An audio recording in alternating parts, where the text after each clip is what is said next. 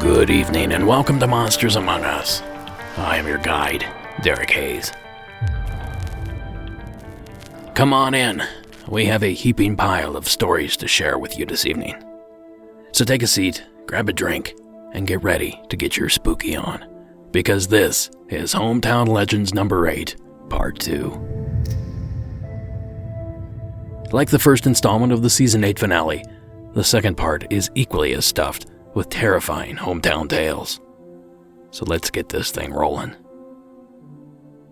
Our first submission of the evening comes to us from Jack in the bluegrass state of Kentucky. Here is his hometown legend.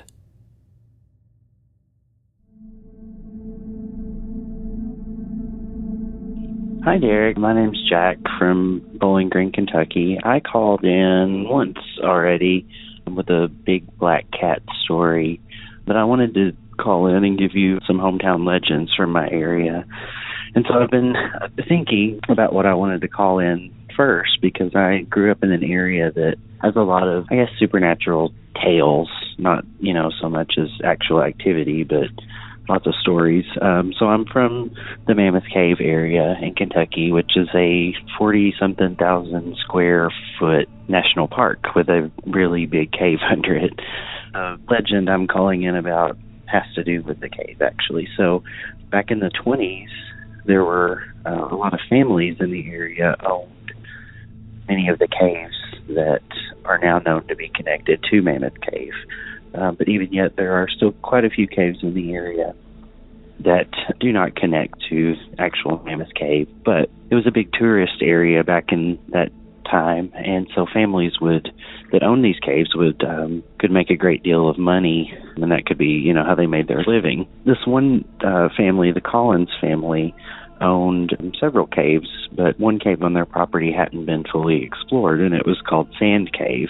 And so Floyd Collins, long story short, wanted to go in and explore this cave so they could, maybe he was actually looking for a new passage to another cave, I believe. But he blew up part of the cave. Apparently this was kind of common back in those days when you were exploring, to blast sections of a cave so you could get through the smaller part. And this cave was pretty heavily, I guess, made out of sandstone, so it dislodged quite a bit of material. And he went in the next day. Long story short, he basically got trapped by a boulder, and they couldn't get him out. They were able to climb down in and, kind of talk to him and stuff, but he died from exposure to the elements, is what they said. Anyway, fast forward to, it was a big media sensation too. Like, it was all over the country. People came from everywhere. It was pretty wild for an area that, with a pretty low population. It is rural Kentucky. So fast forward to many years later, and one of the caves that Floyd's family operated is now known to be connected to the Mammoth Cave system. It's called Crystal Cave. It's actually not currently open to the public, but I think they are going to be opening it soon. Back in the 70s, there were some gentlemen that were exploring the cave, and what had happened after Floyd died, they did manage to get his body out. They had to take off part of his leg that was trapped under the boulder, and then his body actually kind of was lost several times. It was displayed for many years in Crystal Cave. And they had him in like a casket with a glass top on it, and so, you could see the famous cave explorer Floyd Collins. Of course, this is back in the same time that they actually exhibited some of the mummies from Mammoth Cave in the cave. So there were several mummies in there, too, that now, of course, have been reinterred in unopened parts of the cave.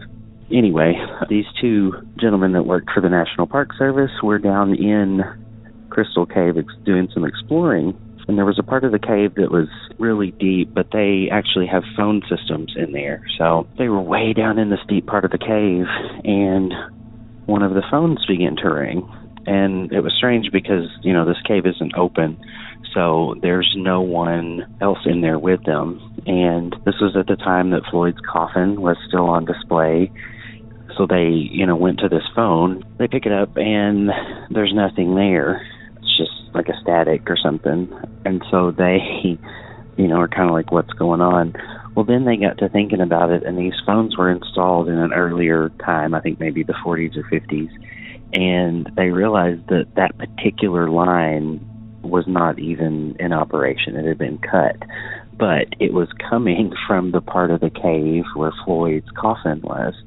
So that was a really strange occurrence. I mean, it's pretty commonly told, I think, if you ask about kind of some of the spookier aspects of the cave. But Floyd, they did manage to get his body out at one point, and they interred him in Mammoth Cave Cemetery. It's next to Mammoth Cave Baptist Church. There are several really old churches in the park from when people lived in the area. They're all very similar, just kind of small country churches from the late 19th century. But Floyd's interred there, and one thing I know a lot of cavers like to do is they'll leave him little gifts on his tombstone for good luck if they're going on an expedition in the cave.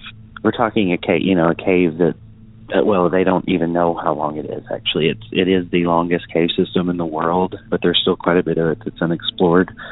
Really narrow passages and even underground streams and stuff that connect it all. But yeah, that's all about Floyd Collins. I've got a few more stories about the Mammoth Cave area. I'll probably call back in and tell you some ghosties and stuff like that. But yeah, I really appreciate the podcast. I hope you have a happy Halloween, and congratulations on your recent marriage. Have a good one. Bye.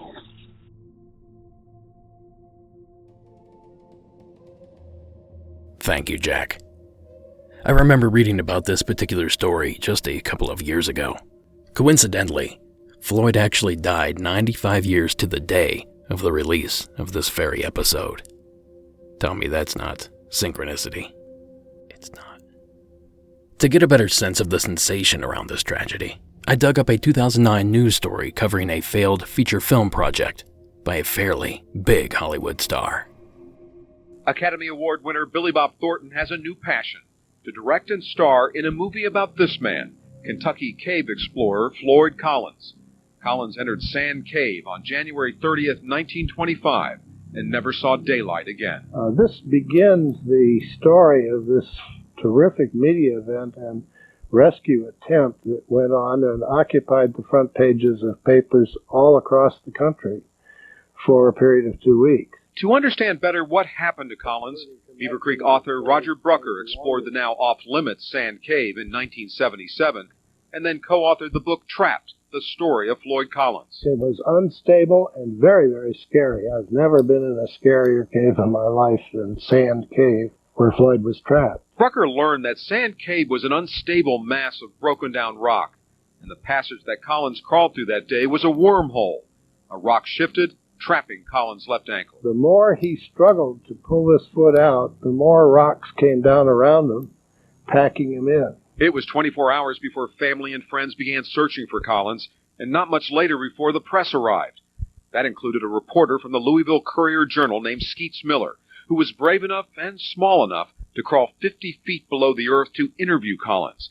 That meeting was reenacted in this 1999 docudrama. And instead of like face-to-face, he's literally upside down? That's right, and this made the working conditions just terrible. I don't know how you'd do an interview in that position. But for the next 2 weeks, Miller continued to interview Collins, agonizing with him as the rescue efforts became more hopeless, and telling his Pulitzer Prize-winning story to the world. But he was so effective at communicating the emotional tenor of the conflict that it captured the imagination of everybody and shot it to the number one story all over the country. In fact, the Floyd Collins story became the first great media spectacle of the 20th century.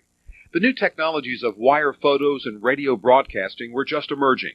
Daily newspapers competed fiercely, and with that hunger for breaking news came errors. Several times, rumors circulated that Floyd had been rescued. A collapse cut off the tunnel that Skeets had used to reach Floyd. When rescuers finally dug a shaft 17 days after Floyd became trapped, they found him dead. Once we had been in the cave and surveyed it and knew the situation, it was clear to us that some of these people were telling the truth. Some of them were just flat lying, and some were exaggerating. 81 years later, the story is still powerful, perfect for Hollywood, and somehow remains as fresh as the recent Sago mine collapse. The same drama, the same curiosity, the same blunders. If this were to occur today, I'm not sure the cavers could get such a victim out of the cave. That clip comes courtesy of WRGT, ABC News 22, out of Dayton, Ohio. I contemplated playing an older clip, a clip from the actual time of Floyd's ordeal, but opted for this newer, more detailed news story. I've linked to both in tonight's show notes, so check those out if that's something you'd like to see film footage of. I've linked to both in tonight's show notes, so check out that older clip if you'd like to see film footage from the site itself. And wouldn't you believe it? Just like Mark's story about the ghost of Bardsley Road on Part 1, this submission too has a song attached to it. The following is Red River Dave's 1944 ditty entitled Death of Floyd Collins. Oh, come on, you young people, and listen while I tell the fate of Floyd Collins, the lad we all knew well. His face was fair and handsome, his heart was true and brave. His body now lies sleeping in a lonely sandstone cave. How sad the story, it fills our eyes with tears. The memory to linger for many, many years. A broken-hearted father who tried his boy to save will now weep tears of sorrow at the door of Floyd's cave. A big thank you to Jack for sending that submission in. I was hoping that I'd hear about this story at some point in a Hometown Legends episode. I can tell you, I wasn't disappointed. Our next tantalizing tale takes us to the state of Utah. The following is Colby's Call from the Beehive State. Hey Derek, my name is Kobe. I'm originally from North Carolina. I just moved down to Utah because I'm getting married. So I moved down here to do that. So I'm calling from Utah. But what I want to share today is something that I guess you would use for a hometown legend or international legend or something like that. I served a 2-year mission for the Church of Jesus Christ, and I was in Estonia, which is one of the Baltic states in Eastern Europe. And so I was there for 2 years. And there was an interesting legend or folk tale that a lot of people told me about as I was there. And it's called a crot, or a bunch of crotid, is the plural. And these little things are little creatures that people, like farmers or really anyone in Estonia, would make out of hay and out of, household materials that they would have at the farm, whether that's tools or bands of metal or hay or whatever it is. And these little creatures were brought to life because the owner would give 3 drops of blood to the devil or a demon, and this thing would be brought to life, and its sole purpose was to do whatever task the owner gave to it. And so for a lot of farmers and things like that, this was a very valuable thing. Unfortunately, it's said that a lot of people used it wrongly, and it would steal things from other people, and it was really small and sneaky and could fly around, and so really no one could could catch it. It was just a perfect little henchman, I guess.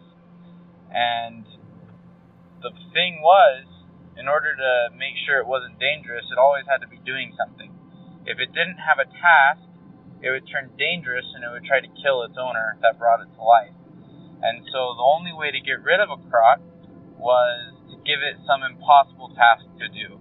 A lot of times it was said to be like fill up a bucket of water with a hole in it, or to build a ladder out of a loaf of bread and things like that. These tasks would be so impossible that it would burst into flames because it couldn't accomplish it, and it would just get stressed, and so it would burst into flames and just, incinerate in this little ball of fire. And it's interesting because old Estonian astronomers, there's something called a bolide. I think that's how you say it. I had to look up what the word was in English, but there's something called a bolide in astronomy, and all it is a really, really bright meteor, I guess. And that's how Estonian astrologers used to make sense of that, was a crot that was just given an impossible task, turned into a ball of fire and incinerated, and that's what they said a bolide was. So that's kind of where this legend stems from. And I've never really, met anyone that tried to do this or anything like that while I was there for those 2 years, but I thought it was an interesting story. And it turns out these things might be a little more real in our day than they used to be. Right now in Estonia, there's laws about these things, because what they're saying is artificial intelligence and things like that are kind of turning into the same kind of creatures that was said to be created in the folklore there. And so they've got all these laws about artificial intelligence that they call crot laws. So I thought that was kind of interesting that they take this old folk tale and that it's kind of real in our day with all this technology that we have, and that was kind of interesting. Anyways, I've got a couple more stories to tell, especially from Estonia, that I've experienced and stuff, but I wanted to get you that one, see if you can use it at all. I really love your show. Keep up the good work, and I will call in soon. Thank you.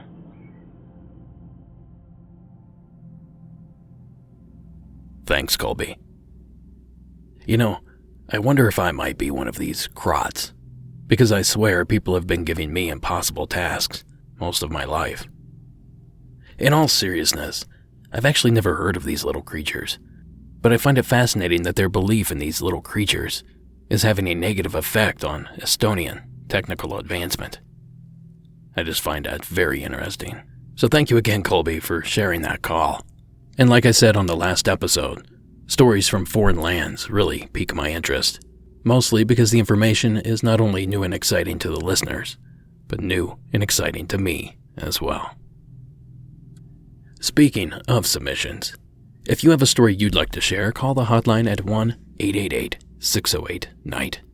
That's 1-888-608-6444. Or you can visit the website at monstersamonguspodcast.com and click on the Report Your Sightings tab for more submission options. And if you're overseas or out of the country and would like to submit but aren't so keen on those long-distance charges, you can just record your story on your phone or computer and email that file to me at mauvrittensubmission@gmail.com. That's mauvrittensubmission@gmail.com. I'll take care of the rest. Now, a few weeks ago, we had a caller from Detroit that noted that we've been short on Michigan submissions lately. Well, I promise that's not because I'm a Buckeye. In fact, I've been trying to improve that percentage lately. And Jen's story, from that state up north, might help the average. This is her hometown legend. Hi, Derek. My name is Jen, and I'm from Michigan. I listen to your podcast all the time, and you were saying that people from Michigan don't really call in too much for the hometown legends. Probably in the early 90s in Michigan, there's a city called Pontiac, and there's a road that runs through Pontiac, and it's just a pretty long road. And back in the 90s, it wasn't as built up as it is today. Some of it was woods. I was probably about 16 because I remember I had my first car that was just a big piece of junk. And we had heard, we meaning like just, like rumor and stuff around school and whatever, that if you drive down Scripps Road at night and you pass a monastery, that monks will come out and chase you.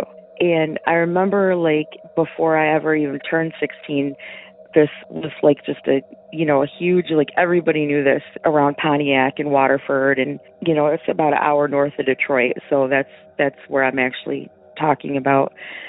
So I had always looked forward to, like, the day I could go out to Scripps Road because it just sounded so exciting. But I didn't believe it. I mean, that just sounds weird. Like, why would monks come out and chase your car? Like, that's just weird. One night, I had the opportunity, and I wasn't going to go alone. I had some friends. I don't really remember who they were. I never had, like, a lot of close friends growing up. It was just, like, people I'd hang out with for, like, a little while and, go our separate ways. But I do remember that the car was full of girls. It was me and, like, maybe 2 or 3 other girls. We got the guts to go out to Scripps Road. I was driving, and my car stalled out a lot. But it was dark out. It was probably, like, 1 or 2 in the morning, and I think it was, like, a light rain, if I remember correctly. So I'm going down Scripps Road. I had never been this far down Scripps Road before, and it kind of like turned into dirt, and then it turned into like almost like a land bridge that was a 1 lane. Like, you couldn't turn around or anything. It was all swampy and stuff around it.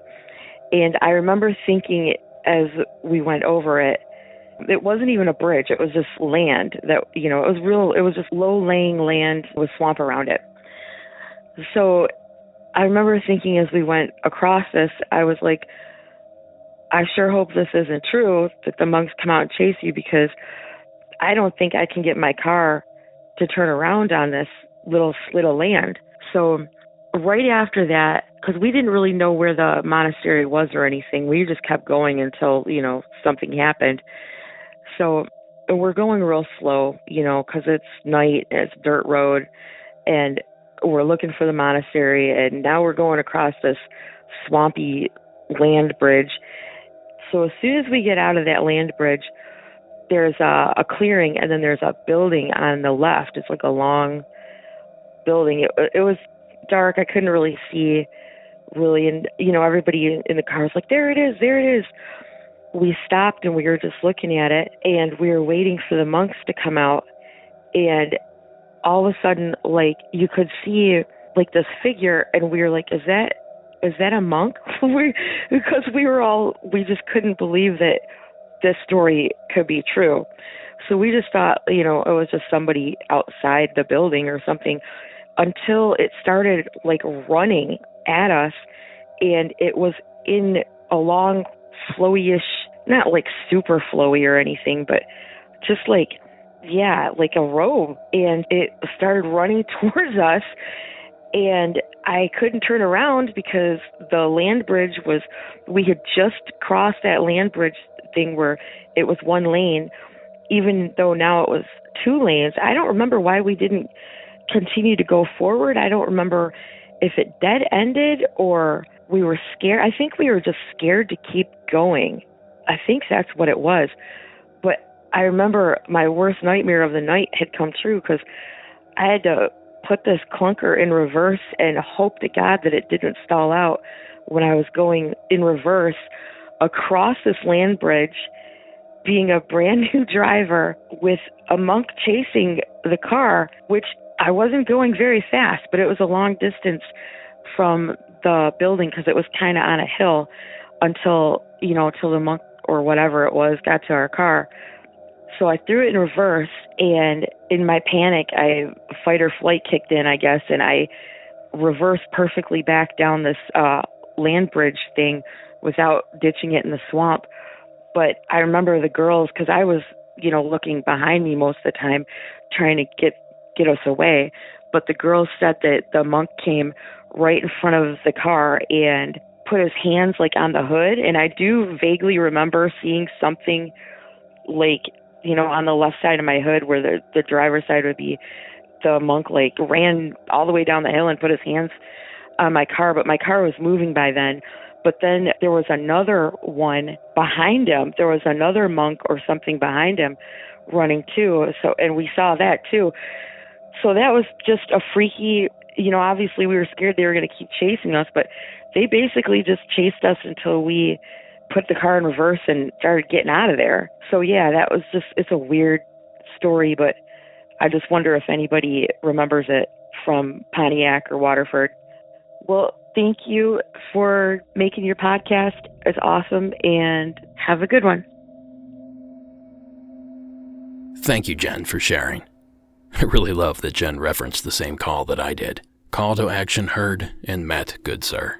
I hope he's still out there listening somewhere. You know, when I first came up with the idea of Hometown Legends, I thought I'd get a lot of submissions that were more educational than anything else. I thought I'd get a lot of vague submissions about such and such place, or if you do this random action, blank will emerge. Little did I know that a lot of these submissions come with first-hand experiences, and Jen's submission is no different. Now, as far as the story, the only thing I can think is that the building is used for some sort of ritual, perhaps the Masons or a local fraternity or something like that.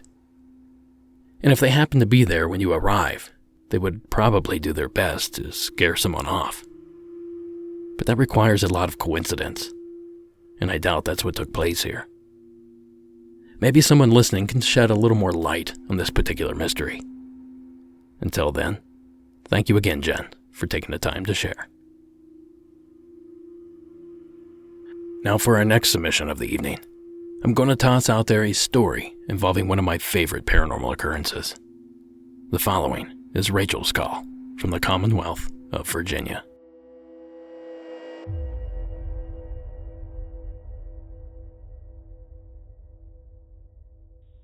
Hi, Derek. This is Rachel. I know that you were looking for local legends, so I figured I would call in with my own. My hometown is barely on the map, so I'll just go ahead and say the whole county, since it's big anyway. I come from Southampton County, Virginia. There's a lot of weird things. It's a very old area. Honestly, some of it has been settled right around the same time as Jamestown. So a lot of really cool stuff out there, even though there's barely anything actually out there. But there's one legend that I've heard throughout my entire life. And basically it's the ghost or even spook light on this stretch of railroad track right around Back Creek area in Southampton County. Unfortunately, that stretch of railroad is no longer there. Apparently it was pulled up at around the 70s or 80s and completely dismantled, and everything was just gone. So now it's really just wildlife. And I had heard that after they pulled it up, people still went out there trying to see if they could see the lights, but apparently they never showed up. But my dad did get to see them, and of course he was around during that time, so he was able to tell me a lot of really cool stories. Basically, there was 3 lights. There was a red one, a blue one, and a yellow one. Apparently the red one was the most active. It would fly around people if they went on the railroad tracks. Apparently at least once they ran through someone's leg. There was a kind of a community nearby the area, and every now and then people would be sitting on their porch and they would see that red light actually coming into town. And at least on one occasion it would like kind of hang out on the porch. And I heard that someone actually saw the red light through their screen door and got so scared that they actually shot through the screen door at it. Of course, it didn't actually hurt it or anything, and it just kind of fluttered back to the railroad. But it was a constant problem for the people out there, and they were terrified of it. I don't really know why. To me, it seems kind of fun and kind of mischievous. But yeah, apparently that one was seen a lot, and it was really big. My dad said it was about the same size as like those huge blocks of round cheese. And he said he knew it wasn't a headlight because, 1, people would get up and close to it, and 2, because he said that, you know, headlights have little points of light coming out from them and you can kind of tell, and they usually stick to a road. Well, 1, there really isn't any road out there. It's just the railroad track. And 2, he said that these lights were purely round, like didn't have any kind of points coming out of it. It was just a pure round ball of light. And he also said there was a blue one. This one was smaller than the red one. Wasn't seen quite as often, but was like the next most often seen. And it would just kind of play around, usually fly up into the trees and just kind of stay in its area. It didn't like going out anywhere. And he also said there was a yellow one that was also pretty big. Not as big as the red one, but still pretty big in itself. But that one was rarely seen. So he said that he went out at least once. He went with my mom, and my mom is not an outdoors person. So she refused to go much further than just a couple hundred yards down the railroad track in the first place. But his brother went further down, and he saw the red light moving all around, and my dad could still see it, even though it was still kind of far away. And he said he saw it shoot straight up to the tree line and just kind of play around the tree line and then just disappear like somewhere else. Apparently the red one would even chase trains as they were going up and down. The best guess that they have of who these people could be, if they even are people, they think that they could be a group of German workers that worked on the railroad during the time it was being set, probably after the Civil War, before World War I. And they died, and they were buried somewhere under or next to that area of the train tracks. That's all anybody could really figure out. We don't know if that's really them or not, but that's just the local legend for it. Anyway, that's pretty much it. Fortunately, of course, as I said, they're no longer there. I always wanted to go see them, but no one's seen any sign of them now for about 30 years. So thought you would enjoy that, but thank you for giving me a chance to call in. Great. Bye. Thank you, Rachel, for the call. Like I said, I love spook lights. There's even a spook light at the center of David Flora and I's upcoming documentary. A quick update on that, by the way. We're currently editing a teaser trailer and expect to announce the Kickstarter campaign fairly soon. Anyone that's ever worked on a film knows that these things can move incredibly slowly, especially when it's a side passion project. Anyhow, back to the spook lights. I know I discussed these particular spook lights way back in Season 2, but I stumbled upon an interesting first-hand encounter from a witness of the infamous Brown Mountain Lights in North Carolina, and I thought I just have to share this. So the following is courtesy of Discover Burke County, and here is that story. My name's Steve Woody, and I've seen the Brown Mountain Lights. When I was growing up as a kid in Burke County, my mom and dad would never let me stay out of school except when I got to go hunting one day a year with my dad on Brown Mountain. So that leads me to the story in 1961, when my dad and I were on top of the mountain and experienced the lights close up and at hand.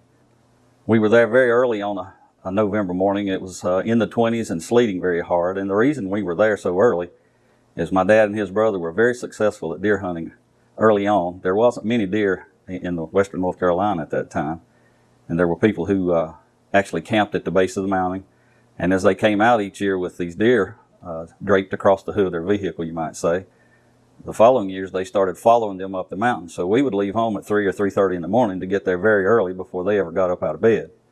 So that puts us on the top of Brown Mountain on the very back side at approximately 4:30 in the morning, again very cold and sleeting very hard.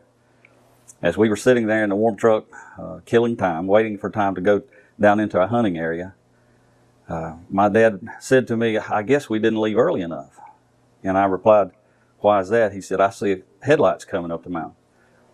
And so as I turned to look out the back window of the truck, he immediately replied, "I don't know what that is, but it's not a vehicle, because there's no way a vehicle could be in the area where those lights are."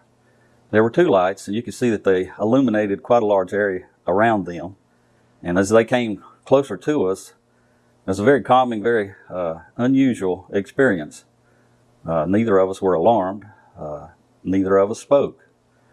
But when we first saw the lights, they were approximately 700 to 800 yards away, and at the closest point, about 50 yards. So we got to experience several minutes of these lights. They looked like they were definitely traveling somewhere. They were traveling together, but independently. They were approximately 4 to 6 feet in diameter, perfectly symmetrical, and had a three-dimensional effect to them. They put off a very soft and pleasing orange light, and they traveled 12 to 15 feet off the ground, and they would actually float and move independently. They approached us right to left in a diagonal pattern, And as they came across in front of us, the first light, which was further away, actually went down over the edge of the gorge. And as it went down to the gorge, of course, it lit up the top of the trees and then cast a shadow behind it. And shortly thereafter, the second one followed suit. And again, it was about 50 yards in front of us when it disappeared, going down over the gorge cliff and down the face of the incline there, actually in the area where we were going to go hunting. We sat there for a few minutes, and my dad said to me, "What do you think of that?" And I replied, "I don't know. What do you think?" And he immediately said, "I think we've been in the woods with the Brown Mountain Lights." So we went on to hunt about an hour later, and really didn't see any deer that day. But what we received that day was a lot better than harvesting a deer. So I was happy that I got to experience this situation. I've never met anyone who actually has been in the woods with them, but I can tell you it's as vivid in my mind today as it was in 1961. These particular spook lights are high on my list of places I'm dying to visit, so one of these days I'll finally make it back that way. Oh, and I should point out there are several songs about the Brown Mountain Lights, but I'll let you do your own Google search for those. Thank you again, Rachel, for taking the time to share that story.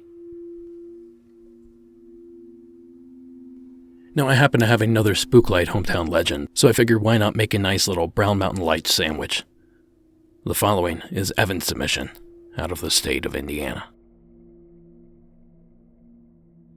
Yeah, hello, Derek. My name is Evan. I had emailed an experience I had back in college about a ghost I'd seen. Well, I just wanted to call and say that this evening on November the 6th at 6:30 p.m., I have experienced a second ghost sighting. I live in small town Indiana, and one of our popular hometown legends is called Spooklight Hill.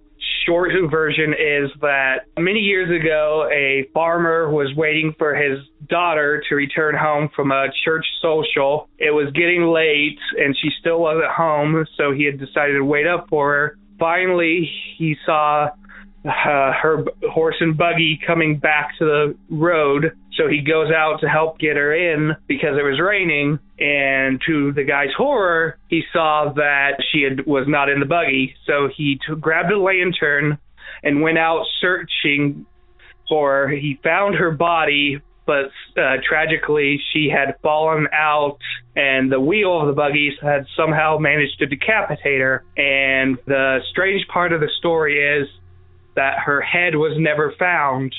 So many years later, people say that if you go out on this gravel road at night and you park at the bottom of the hill and you flash your headlights 3 times, you'll see this ball of light suddenly appear and move back and forth that looks like it's searching for something. So tonight, a friend and I went out testing to see if this would work, and we get to the road. It was a light drizzle, and as we're driving up the road, all of a sudden my friend goes, "Hey, what's that?" And I just happen to look ahead of us, and I see a single ball of light just suddenly appear about, I'd say maybe a quarter to half mile up the road from where we were. Now, this is a gravel road in the middle of nowhere, and it's a straight road. There's no turnoffs, so I know that it wasn't a car because I continued driving straight down the road after the light disappeared, and there were no cars ever past us. And there are houses along this road, but I was looking as I was driving past, and there was no, outside security lights or porch lights or anything like that. Now, I'd say this ball of light was not waist high, but probably about the height of I'd say probably about a, average sized man. It kind of looks like it would if an adult male was holding a lantern up over his head searching. Now, unfortunately, I didn't get a picture because I was, driving towards it. But it just stayed there for, I'd say, maybe about a couple minutes, and we drove down a hill, And then as we were coming up the hill right where we had seen it earlier, it was already gone. And the road is close to the highway, but it's still probably about 1.5 miles to the main highway. So I don't think that it was just headlights from a passing car. And the most telling thing for me was there was only a single ball instead of two. So that's pretty much my sighting. Love the show. Keep up the great work. Thank you very much. Thanks, Evan. There's actually a video floating around that appears to show something very similar to what Evan is reporting. The video showed a ball of light or energy that was blue in color with bolts of electricity emanating from it. The light was filmed crossing a set of railroad tracks. The video was suggested to be a spook light, UFO, ball lightning, and even something called a globular bolt. I guess that's some sort of lightning. Well, I'm sure you've seen the video. It's been floating around for weeks. If you haven't, check out the show notes. But I'm here to tell you that that video is a proven hoax, or at the very least, a fake. The video was created by a man named Andrei Trakonovitz. Sorry to disappoint. And of course, that doesn't mean that Rachel, Steve, or Evan's stories aren't genuine. They're certainly not the first nor the last to see this awe-inspiring spectacle. So thank you again for sharing those stories. Would you believe we are halfway finished with this episode?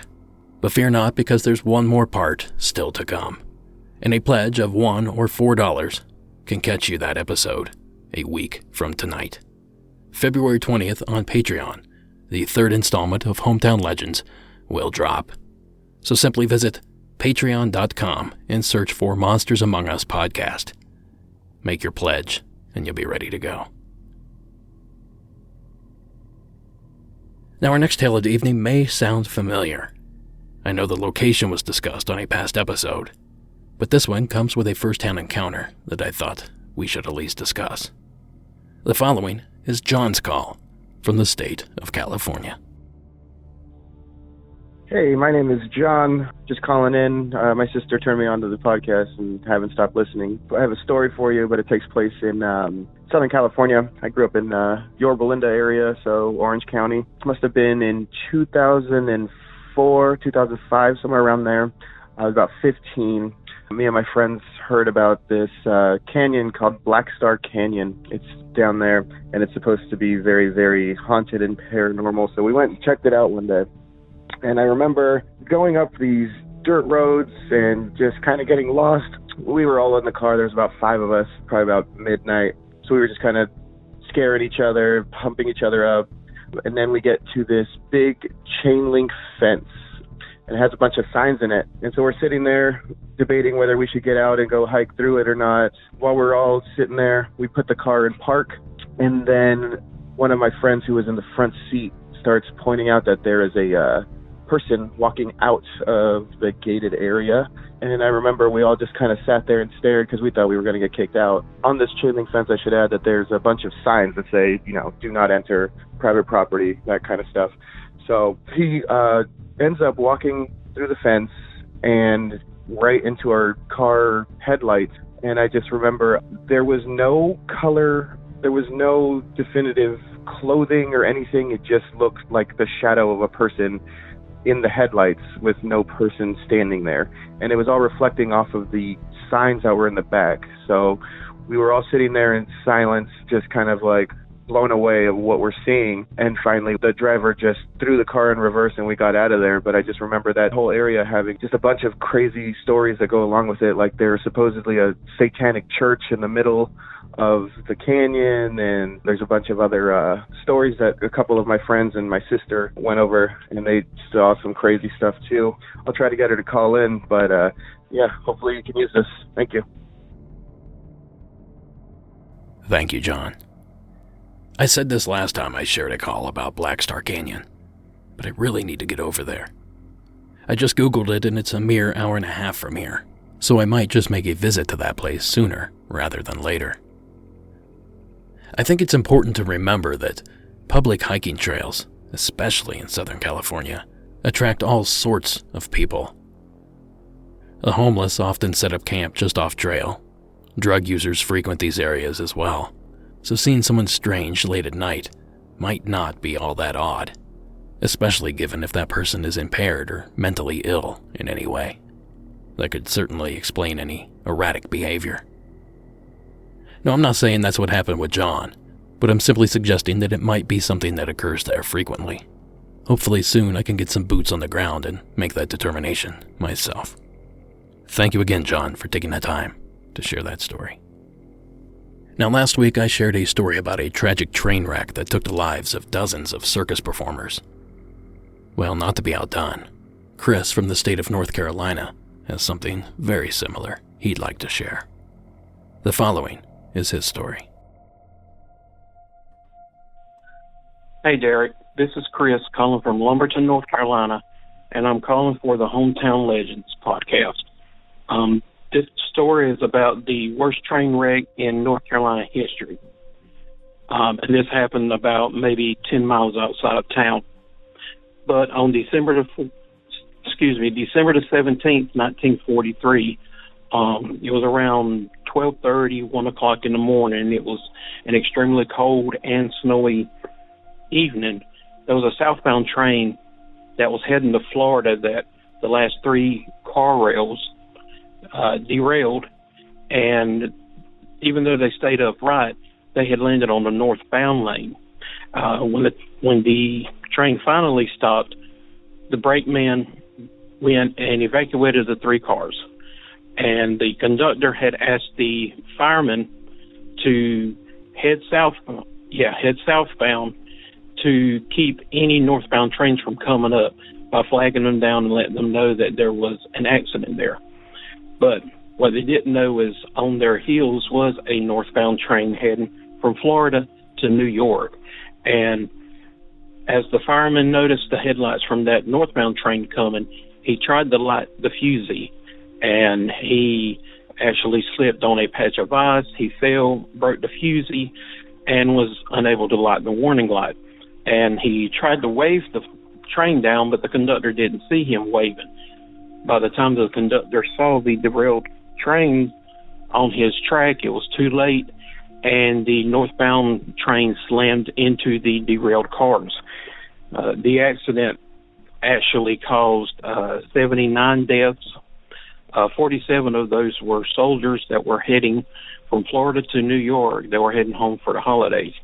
Reports stated that the crash site was littered with body parts and wrapped Christmas gifts all around. And as of today, the train track's still there. We have passenger trains and industrial trains using both rails. But the people that live in that area currently, they have stated that in the past that around in December, around 12:30, 1 o'clock at night, especially on the cold nights of December, they can hear from a distance the sound of metal crunching, metal scraping against metal, and from the distance they can hear the screams of people. Even though no wrecks or any of that is happening, they're actually hearing the ghostly sounds of the wreck that happened in the past. I sure hope you can use this. Love your podcast, and keep up the good work. Thanks. Thank you, Chris. All this talk of North Carolina train disasters reminds me of a tragedy involving a 129-year-old train crash, a ghost train, and a pair of ghost hunters. The following clip comes courtesy of WBTV, CBS News 3, out of Charlotte, North Carolina. One man is dead, a woman in the hospital after they were struck by what they thought was a ghost train. Happened this morning at the Boston's Bridge Railroad trestle west of Statesville. A group of amateur ghost hunters were on the trestle when they were surprised by a Norfolk Southern freight train. 29-year-old Christopher Kaiser of Charlotte was hit by the train and plunged to his death in the ravine below. An unidentified woman who also fell is now at Carolina's Medical Center. This was in the middle of the night. They didn't hear it and still was able to cover the distance and be able to hit one of the individuals, causing his death just by being on the tracks. The group was checking out a legend that ghosts from an 1891 train wreck appear each year on the anniversary of the accident. For more on the twisted history of the Boston's Bridge train and the search for the paranormal, we turn to Primetime's Jeff Atkinson. And Jeff, just like the X-Files, the truth is out there. Jamie, there is growing interest in ghost hunting. What with the proliferation of TV shows on cable and with the internet, what is the legend of the Boston's Bridge train disaster in 1891? And how do people who take this seriously investigate? It's tonight's cover story. She heads a group known as the Charlotte Area Paranormal Society, and Tina McSwain's license plate leaves no doubt what she does. She's a ghost hunter. Seriously. And we research and investigate reports of paranormal activity. The group's been around for 5 years. During that time, they say, they've assisted more than 80 homes and businesses try to explain what can't be explained. What is our fascination in the subject? It goes back to the question of, life after death. Is there life after death? Can you prove it? Are ghosts proof of life after death? The story of Boston's Bridge, it stands today as it did more than a century ago, goes back to 1891, early morning hours of August 27th. Westbound number 9 passenger train hit the bridge and plunged into Third Creek. 22 were killed, scores injured. It was on the 50th anniversary in 1941 when the ghost stories started coming out of the woodwork. A Columbia, South Carolina woman claimed to have seen an identical train wreck on that day. Historian Larry Neal says no evidence was found, but that didn't matter. The legend was born. Maybe it's just trying to be a connection to the past, where you're trying to relive or experience something that happened in the past that, because of when you were born, you would never be able to experience yourself. Dozens of people flock to the bridge every year like they did this morning to see the train that's supposed to appear on the anniversary. Now, with a man's death on the tracks this morning, the story takes on a new life, according to paranormal author Jeff Bellinger. This person became a permanent part of the story. This person is now intertwined with that legend forever. People will be going there, I imagine now, in great numbers. Those who call themselves professionals haven't been able to detect anything, although Tina McSwain did experience something unusual with candles on one anniversary. It was a very humid night, no wind was moving, and at exactly 4 a.m., the candles blew out. Big gust of wind, acted like it came down the track. That's the extent of what we discovered.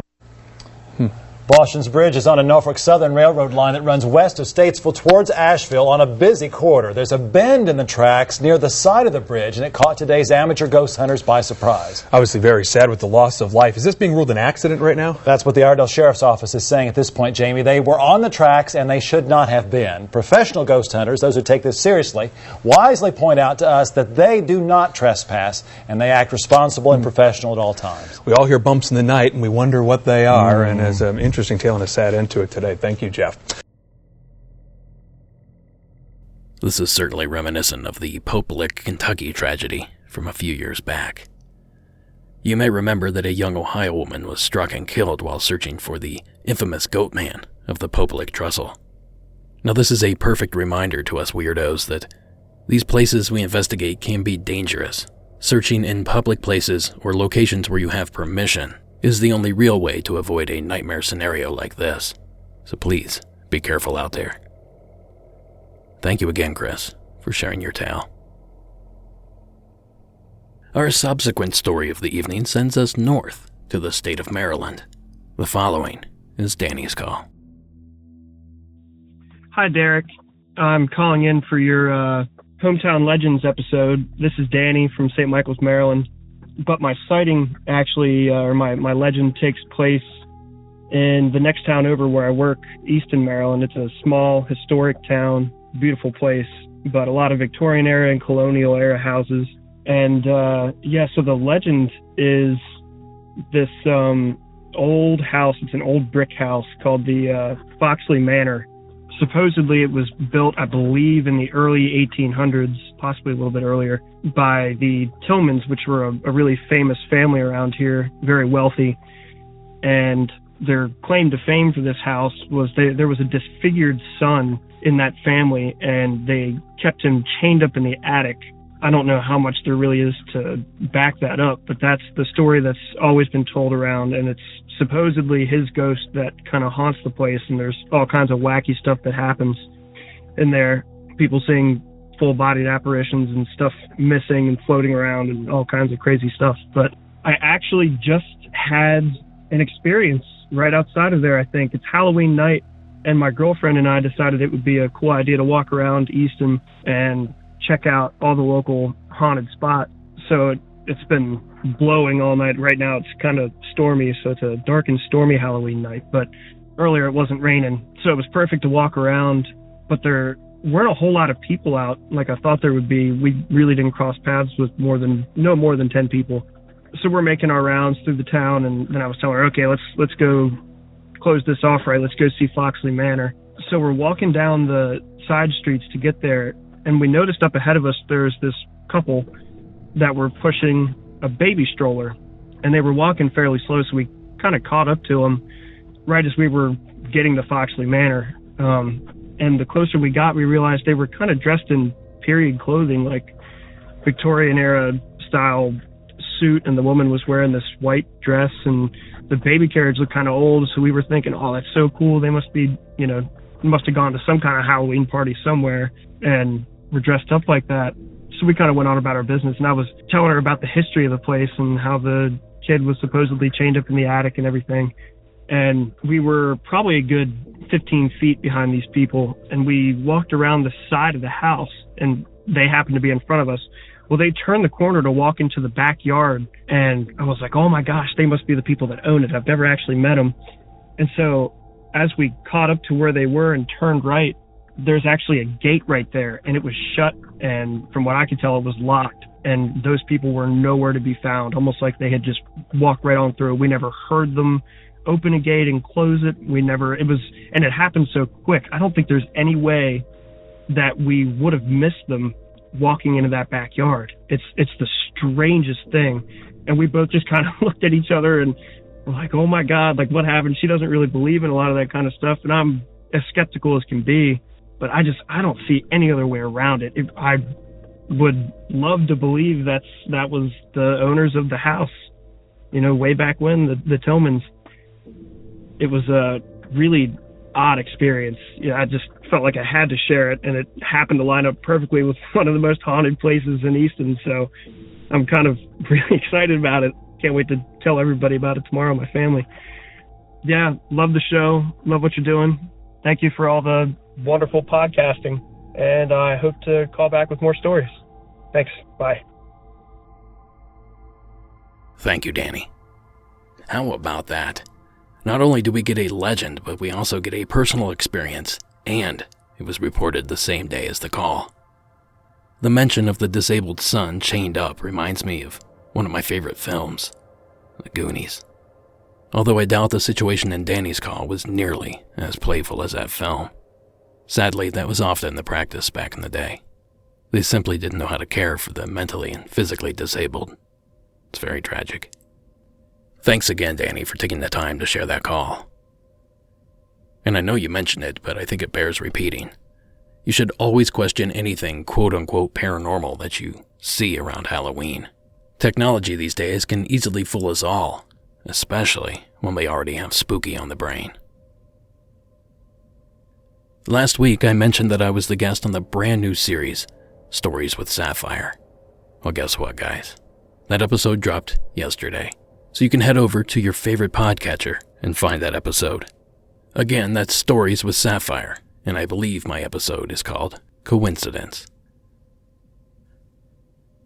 Now, before we get into our last few calls of the evening, I need to announce that I will be taking my usual short break between seasons. So in the meantime, you can catch me on Paranormal Caught on Camera on the Travel Channel every Wednesday night at 9 p.m. Eastern. And of course, if you're still jonesing, like I just said, I did an interview with Sapphire Sandalo, and was recently on Hillbilly Horror Stories as well. So go check those out in the meantime. And that's going to bring us to our final call of the evening. The following is one of the weirdest things I've seen in quite a while. This is Josh's submission from the state of Kentucky. Hey, Derek. My name's Josh. I'm from Louisville, Kentucky. Big fan of the show. I think you do a great job with everything. And it's a really cool way for people to share their stories. And I think you do a great job with everything. I have a few stories.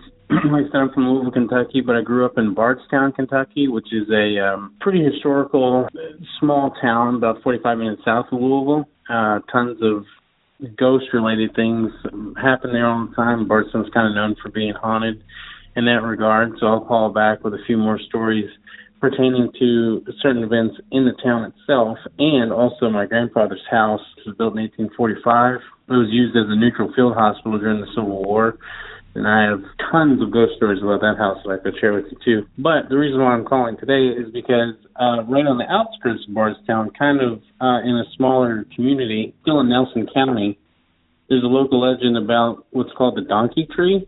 And you can look up on YouTube plenty of videos, or you can look on pictures for the donkey tree, Nelson County, Kentucky. But basically, the legend goes there's an old farmer that was abusive towards all things in his life: his wife, his kids. He owned slaves, and one of his slaves took care of a mule, a donkey, and this donkey was old and it was sick all the time.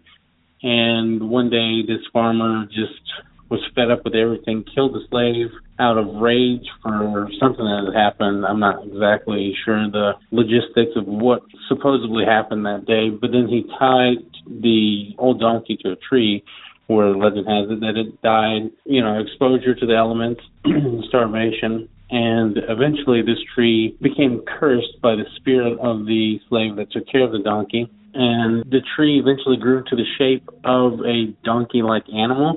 Now, I know that sounds ridiculous, but if you look up pictures or things on YouTube, it's along a back road, it's past like a covered bridge down on the outskirts of Bardstown, on the outskirts of this property. And people, like in high school, we would all drive out there late at night to go see it, because it's kind of a spooky thing to see with the local legend, because the legend goes that if you touch the donkey tree, you basically sign your own death warrant. Like, you have only your death will come for you now.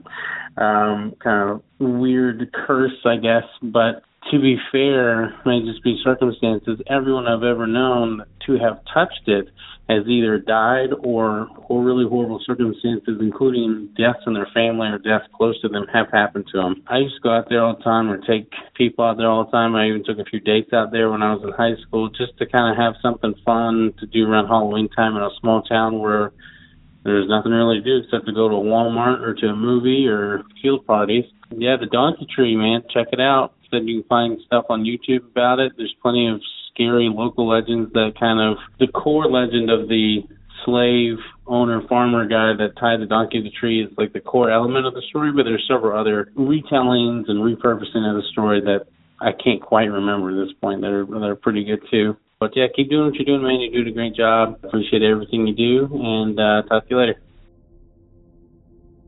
Thank you, Josh. You guys have got to see this. Do it now. Go to the show notes or do a Google search for donkey tree. It legit looks like a donkey. Don't Google that if you're driving. In fact, don't ever touch your phone if you're driving. Life is extremely fragile. And I can tell you, I can't afford to lose any listeners. Anyway, I'm getting a bit off track.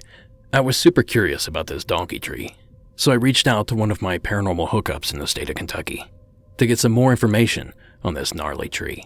Hello, Monsters Among Us fans. I'm Jerry. And I'm Tracy. We're from Hillbilly Horror Stories, and we wanted to chime in on the legend of the donkey tree, since we are also from Kentucky. Well, where's this donkey tree? Well, as Josh said in his story, there are a few different variations of the story, as it is usually is the case when it comes to these, folklores or urban legends. And here's one of the stories. The donkey tree is close to Springfield, Kentucky, which is extremely close to Bardstown, Kentucky, which is where most of the world's bourbon is made and stored. And that may have something to do with some of these stories that come out about the donkey tree. So the version we're going to tell you says that there was a very cruel farmer, and he would regularly beat his donkey. He had a bunch of animals and stuff, but this one particular donkey he would get frustrated with. Not cool. So one day, he went at it extremely hard, and he beat the donkey to death. Whatever. On that very spot where the donkey died, this tree sprouted up and is now known as the donkey tree because of its odd shape, and it actually does kind of look like a donkey. Everyone in the area believes that the tree is cursed. Local legend says that anyone who touches the tree will have bad luck, such as being in a car accident or possibly even worse, death. There is an alternative, though. It's also said that if you approach the tree and you put an apple in a donkey's mouth, that you will have good luck. There is a trick to this, though. You have to put the apple in its mouth and then just leave. You can't just hang around. It's said that when you come back, that the apple will be gone. How long? It didn't tell me that. Oh, just curious. So, I would use like a 5-minute rule just to be safe. Okay. And I have nothing to base that on. The donkey tree, believe it or not, has its own Facebook page. Yes. And people report stuff on this page, such as the fact that one poster said that they hear children laughing and crying right near the tree, and it's usually between the hours of 11 p.m. and 3 a.m. Another poster said that in 2015, a car was found in front of the tree. And supposedly the car belonged to a YouTuber from Indiana who was there shooting a documentary, but there was no updates on it. But it is Facebook, so it must be true. Hi, I'm going to look that up. So anyways, that's a little bit of the story on the donkey tree. Thanks, Derek, for having us on and letting us tell you a little bit about our neck of the woods. Yeah, thank you so much. Nah, thank you guys. I really appreciate it. Now, I'm not on Facebook all that much anymore, but I had to go and like the donkey tree. If you guys like spooky stuff, and, well, you're here, so you probably do, I highly recommend checking out Hillbilly Horror Stories. I spent some time with Jerry and Tracy at last year's CrypticCon, and I can tell you, they're some good people. And speaking of meeting people, I'd love to meet you at the Oregon Bigfoot Festival and beyond, July 25th in Canby, Oregon. Cliff and Bobo from Finding Bigfoot, Heather Taddy, myself, and many more will be in attendance. OregonBigfootFestival.com will get you all the information that I did not. I truly hope to see you guys there. And that's going to do it for this episode. Monsters Among Us is written and produced by me, Derek Hayes. Additional support is provided by Addie Lloyd. All audio used in this production is done so under the protection of fair use. And that creepy soundtrack you hear? Well, that's Co.Ag. Thank you so much for listening, and until next season.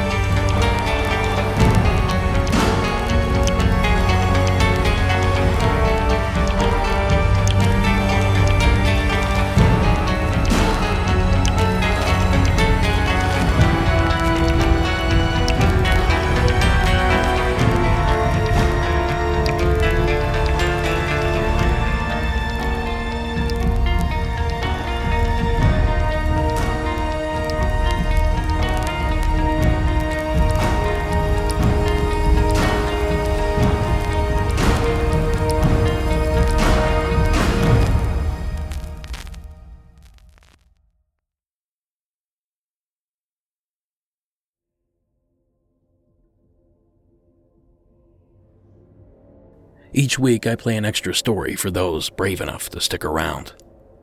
Tonight is no exception. This evening's special story comes to us from Andrew in the state of Illinois. Hi, my name is Andrew. I'm from Genoa, Illinois, which is in the northern half of the state, just outside of Chicago. Here there is a legend about a haunted road called Blood Point Road. Legend says that a phantom car runs people off the road, and the ghost of an old lady runs in front of cars as they pass by. A while back, a friend and I were coming back from a Rockford Ice Hog hockey game, and we decided to take a detour on Blood Point Road. We drove up and down the road a few times, eventually stopping at the old cemetery. It was freezing out, so we had our heat on and the windows in the car up. We were taking pictures of some of the headstones when all of a sudden I saw my friend gasp for air. Something had spooked him.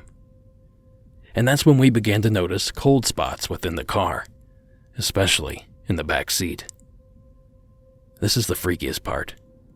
Only one of the side windows in the back seat had fogged up, and when it did, a handprint became very visible on the window. That was enough to send us packing. I love the show. Thanks for letting me share. Andrew. Well, thank you, Andrew. You might have fallen victim to a little prank I used to play as a kid. In certain conditions, you can actually write on a window with your hand, and then the next time it fogs up, that image that you wrote appears. It's almost like some sort of invisible ink. And I think what actually happens is the oil from your fingers makes the condensation collect differently, giving you contrast to see the image. I used to draw all kinds of things on my parents' cars, and when they'd fog up, you would see my name or who knows what. It was probably just drawings of He-Man and the Cincinnati Bengals. I was a weird kid. But anyway, I want to thank you, Andrew, for taking the time to share your story. And I want to thank you guys for the best season yet of Monsters Among Us. There is huge things to come. Stick around. I'll be back in a few weeks. Keep it spooky.